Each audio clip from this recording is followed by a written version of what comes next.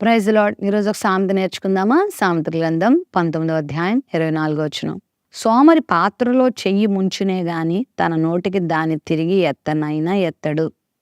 కొన్ని సామెతలు మనకి చాలా విచిత్రంగా ఉంటాయి కదా. సోమరి తన చేతిని పాత్రలో ముంచగలడంట. అంటే తీసుకోవాలి, తినాలి, త్రాగాలి అనే ఆశతో ముంచుతాడు.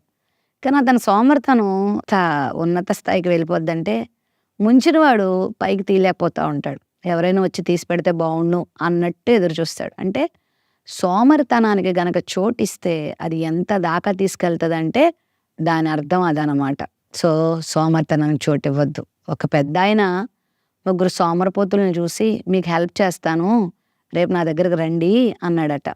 అయితే మొదటి సోమరి ఆయన అన్నాడంట, నేను సగం దూరం వస్తాను, మీరు సగం దూరం రండి అన్నాడంట.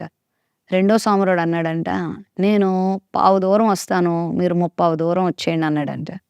మూడో సోమరుడు అన్నాడంట, నేను ఆ మాత్రం కూడా రాలేను, మీరు ఏమైనా ఇవ్వాలనుకుంటే నా దగ్గరికి వచ్చి ఇవ్వండి అన్నాడంట.